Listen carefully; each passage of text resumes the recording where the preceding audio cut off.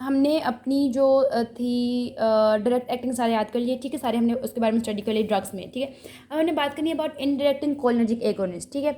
Indirect को हम और क्या कहते हैं, एंटी कोलिन एस्टरेज एजेंट्स, ठीक है। They are reversible, the irreversible. सबसे पहले हम बात करेंगे अबाउट रिवर्सिबल, ठीक है। एंटी कोलिन एस्टरेज इसलिए कह रहे हैं कि जो कोलिन एस्टरेज एंजाइम है उसको इनहिबिट करना है, तो उसके अगेंस्ट काम करेंगे बॉडी में, इसलिए हम इन्हें कह रहे हैं एंटी कोलिन एस्टरेज, ठीक है। कुछ शॉर्ट एक्टिंग होते हैं, कुछ इंटरमीडिएट एक्टिंग होते हैं। तो मैंने आपको अपनी वीडियोस के स्टार्ट में बताया था कि हमारे पास इंडायरेक्ट एक्टिंग देखो ये है रिवर्सिबल में, ठीक है। मैंने बताया था 4 तो स्टिग्मीन वाले हैं, नियो, फाइजो, पायरिडोन, रिवास्टिग्मीन, ठीक है। एक आपके पास अमाइन था गैलेंटामाइन, ठीक है। एक था एड्रोफोनियम और एक और था डोनीपैजल, ठीक है। थोड़ा सा मुश्किल वर्ड डोनीपैजल है, बाकी तो स्टिग्मीन्स और अमाइनोफोनियम है। अब देखो, अब इसमें से सबसे पहले हम स्टडी करेंगे about edrophonium, then neo, physo and pyrido stigmine, ठीक है। बाकियों को हम इकट्ठा स्टडी कर लेंगे। अभी हम बात करते हैं अबाउट इड्रोफोनियम, ठीक है। इड्रोफोनियम के बारे में स्टडी करते हैं। इसके इतना जो है वो मुश्किल, इसके मेन पॉइंट्स हम पढ़ लेते हैं, ठीक है। हमने बात की जो रिवर्सिबल थे, short acting and intermediate acting थे। इनमें सिर्फ एक ही शॉर्ट एक्टिंग है, वो है इड्रोफोनियम। ये याद कर लो आप, ठीक है। शॉर्ट एक्टिंग में कौन आ जाएगा, इड्रोफोनियम आएगा। ये मैंने शॉर्ट फॉर्म में यहाँ पे लिखा हुआ है सारा कुछ। देखो शॉर्ट एक्टिंग में क्या आ जाएगा, इड्रोफोनियम, पहली चीज़ हमने याद करी, ठीक है। आप अपने पास कहीं लिख लो, शॉर्ट एक्टिंग इड्रोफोनियम है। देन आप जाहिर है कि इनडायरेक्ट एक्टिंग इन्होंने एंजाइम पे एक्ट करना है, तो इसने सब जाके एक्टिव सेंटर ऑफ जो एस्टरकोलिन एस्टरेज एंजाइम है ना, उसके एक्टिव सेंटर पे एक्ट करेगी, उसको इनहिबिट कर देगी, ठीक है। जब वो इनहिबिट होगा तो एस्टरकोलिन की हाइड्रोलिसिस नहीं करवा सकेगा। अब ये शॉर्ट एक्टिंग है ना, तो इसका ड्यूरेशन ऑफ एक्शन भी कम होगा, ठीक है। सिर्फ 10 से 20 मिनट है, ये वाहिद है जिसका 10 से 20 मिनट्स बुक में लिखा है, बाकी ज़्यादा है। तो हम बता देंगे इसका ड्यूरेशन ऑफ एक्शन भी कितने हैं, 10 से 20 मिनट्स है। क्यों? क्योंकि इसकी रैपिड रीनल एलिमिनेशन हो जाती है। और एक मज़े की और बात जो मैं आपको ऑलरेडी बता चुकी हूँ कि जो एड्रोफोनियम है ये क्वाटरनरी अमाइन है, ठीक है। क्वाटरनरी अमाइन है मतलब ब्लड ब्रेन बैरियर को क्रॉस करके सीएनएस में नहीं जाएगा, तो पेरिफ्री में ही सारे इसके एक्शंस होंगे।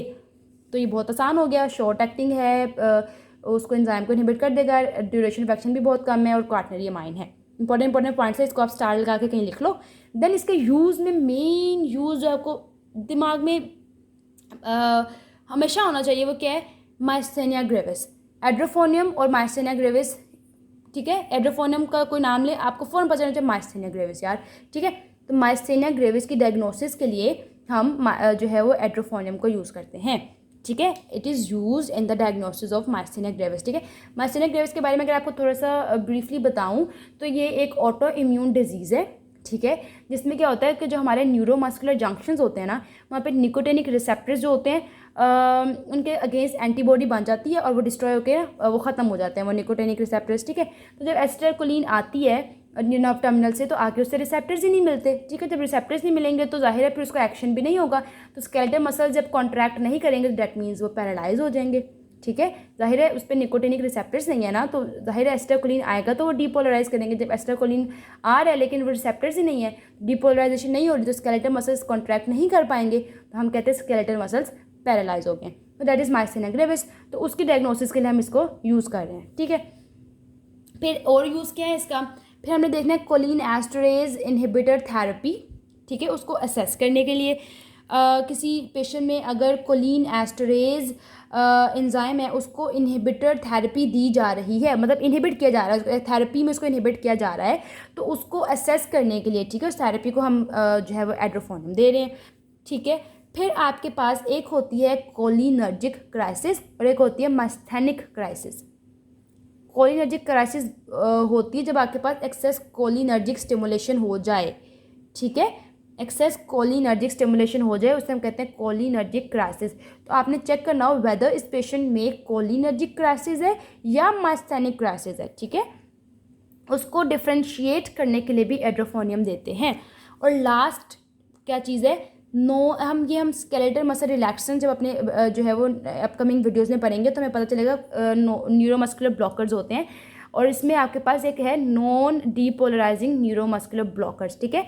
जब हम सर्जरी में जब नॉन न्यूरोमस्कुलर ब्लॉकर्स देते हैं ताकि मसल्स कॉन्ट्रैक्ट ना करें ड्यूरिंग सर्जरी और ईजिली सर्जरी परफॉर्म हो जाए, तो जब उनके इफ़ेक्ट्स को आफ्टर सर्जरी रिवर्स करना हो ना, तो हम एड्रोफोनियम देते हैं, ठीक है। तो इसके इफेक्ट्स अब लिख लो कहीं माइस्थेनिया ग्रेविस की डायग्नोसिस के लिए, ठीक है। देन आपके पास किसी में कोलिन एस्टरेज इनहिबिटर थेरेपी है, उसको असेस करने के लिए वेदर इस पर्सन में कोलिनर्जिक क्राइसिस है या माइस्थेनिक क्राइसिस है, उसको डिफ्रेंशिएट करने के लिए, ठीक है। और नॉन डिपोलाइजिंग न्यूरोमस्कुलर ब्लॉकर्स के इफेक्ट को रिवर्स करने के लिए। ये तो एक होगी आपके पास क्या था, शॉर्ट एक्टिंग था। देन हम इसी में पायरिडोस्टिग्मीन भी पढ़ लेते हैं, बहुत छोटा सा पायरिडोस्टिग्मीन, ठीक है। अगर आपके पास ये भी माइस्थेनिया ग्रेविस से रिलेटेड करता है। इन द क्रॉनिक मैनेजमेंट, अगर माइस्थेनिया ग्रेविस क्रॉनिक स्टेट पे पहुंच गई है, उसको मैनेज करने के लिए आप पायरिडोस्टिग्मीन देते हो। अब देखो शॉर्ट एक्टिंग सिर्फ एड्रोफोनियम था, इसमें भी आपने क्या बात करनी है, it is intermediate, duration of action intermediate 3 से 6 और ज़्यादा हो गया ना, उसको सिर्फ 10 से 20 मिनट, थोड़ी देखो 3 से 6 घंटे आ गए हैं आपके पास, ठीक है।